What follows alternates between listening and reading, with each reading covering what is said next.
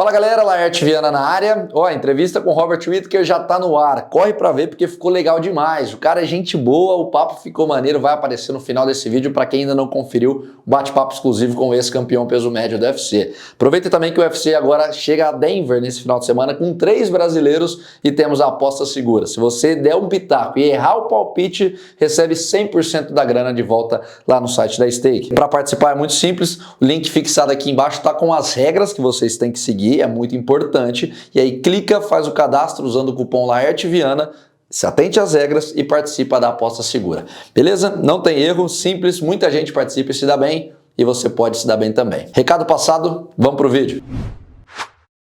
Talvez vocês não se lembrem, mas quando o Ciryl Gane chegou no UFC, lá em meados de 2019, ele era tratado como o potencial futuro fenômeno da categoria. Diziam que era um cara diferente na trocação, um peso pesado que se movimentava como peso médio, meio médio, o hype era absurdo e ele comprovou que de fato, em pé, era uma prateleira acima dentro do octógono, né? Emplacou 7 vitórias consecutivas até conquistar o cinturão interino, só que na sequência acabou sendo exposta a sua grande falha na luta agarrada ao ser dominado no chão pelo também striker Francis Ngannou. A partir daí as coisas começaram a ficar estranhas e os fãs apontaram uma certa proteção do Ultimate para com ele, pois na sequência, após vencer o mediano Taito Iwasa, teve uma nova chance pelo título e de fazer história contra John Jones. Porém, vocês já sabem o que aconteceu. O passo seguinte foi o novo presente. Pegou o limitado Sergei Spivak em casa, na França, e não teve dificuldades para se recuperar. Os boatos eram fortes de que ele receberia o terceiro title shot no espaço curto de tempo, e isso só não aconteceu porque o campeão interino Tom Aspinall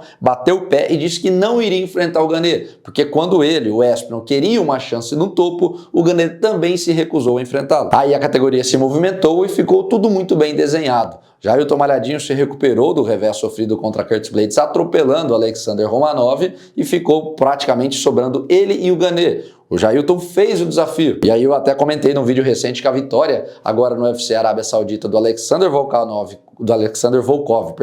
contra o Sergei Pavlovich era bom para o Jailton, afinal o Volkov já tinha enfrentado o francês e perdido numa luta bastante chata, sonolenta, em que o público criticou bastante. Não fazia sentido remarcar, ainda mais porque nunca olharam para ele como um potencial candidato ao título ou um produto lucrativo. Sempre foi um ótimo lutador, mas ficava ali na posição de porteiro do top 5. Já o Pavlovich não, o cara tava com a moral alta, é um russo nocauteador que assustava, personagem bom para a empresa explorar e vender a imagem, mas as 2 derrotas recentes o tiram do caminho momentaneamente. Ou seja, parecia muito claro que Gane contra Malhadinho definiria o próximo desafiante ao título, pelo menos interino, né? Pegaria o vencedor de Curtis Blades contra Tom Aspinall, que rola agora dia 27 de julho, porque o John Jones e o Stipe Miocic estão numa situação à parte. Acontece que nas últimas horas tivemos uma atualização que pegou muita gente de surpresa. O site da G-Fight noticiou que Ciryl Gane vai viajar até Abu Dhabi para enfrentar o Volkov no UFC 308, dia 26 de outubro. O anúncio levantou muitas suspeitas nas redes sociais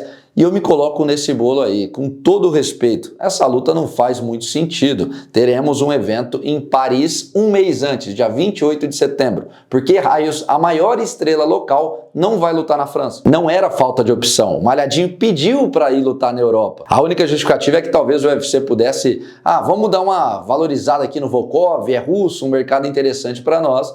Mas definitivamente não é o caso. Nunca fizeram isso com ele em 8 anos na organização. Não seria agora, prestes a completar 36 primaveras, que mudariam o modus operandi. Até porque sabem que nesse duelo entre 2 strikers, a probabilidade de termos um repeteco da primeira luta e o Gane controlar em pé é bastante considerável. O que definitivamente é o oposto do casamento do encaixe técnico entre Malhadinho e Gane. O francês é um craque, poderia surpreender. Claro que sim, a gente sabe como as coisas funcionam. Mas na teoria, no papel, o estilo era bastante favorável para o baiano colocar a sua luta agarrada em jogo e dominar o rival. Poderia acabar arranhando ainda mais, dando uma estragada, desvalorizando a imagem do Gane, o que parece não ser muito o plano do UFC, sejamos sinceros. Então eu posso estar sendo equivocado aqui, é óbvio, mas na minha visão, Gane deu aquela leve, deu uma corrida ali, evitou o jogo do Malhadinho e o UFC o favoreceu, o que não chega a ser nenhuma novidade. Agora, olhando para o lado do Jailton Almeida, a situação fica bastante estranha, porque ele é o número 7 no ranking dos pesados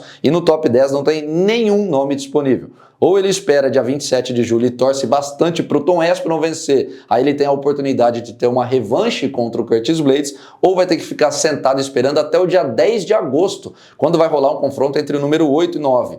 Marcin Tybura contra Sergey Spivak, e aí quem vencer pode enfrentá-lo na sequência. E meus amigos, se isso acontecer, a típica luta que o Malhadinho aceitaria só para embolsar uma grana e não ficar parado, se manter ativo, porque não teria muito custo-benefício positivo. Midiaticamente não é uma luta que atrai atenção, seja pelo fato do Tybura e Spivak não empolgarem ninguém, são caras bons, têm suas qualidades, mas passam despercebidos, quanto pela grande chance de vermos um déjà vu de que o Almeida fez com a grande maioria que enfrentou. Entra em queda, bota para baixo, passa o carro e finaliza rápido. MMA tudo pode acontecer, ainda mais na divisão dos pesados, onde uma mão singular acaba mudando o rumo de tudo. Mas a impressão que dá é que dessa galera do meio da tabela, né, dali do top 8, top 7 para baixo, veremos repetecos. Não tem muito o que acontecer diferente.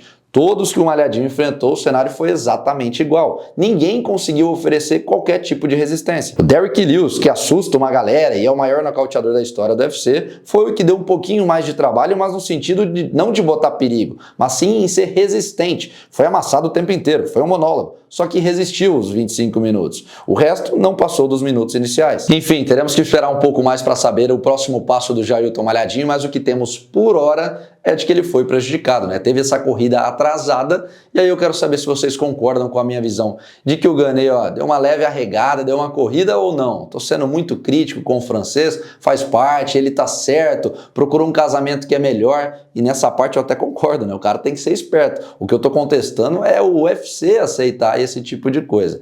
Mas enfim, concordam comigo ou tô falando besteira? Em relação ao Jailton, qual deve ser o próximo passo do brasileiro? Quem ele deveria enfrentar? Coloquem tudo aqui embaixo nos comentários, não esqueçam de deixar o like, se inscrevam no canal para dar aquela moral, porque é muito importante, eu conto com o apoio de vocês. Esse final de semana não teremos o giro de notícias lá que eu faço, né, um compilado, mas vai ter no início da semana, então fiquem ligados. Domingo também vai ter a cobertura do UFC, daí ver o que acontece nesse sabadão. Os conteúdos não param e eu conto com a audiência e o feedback de todos.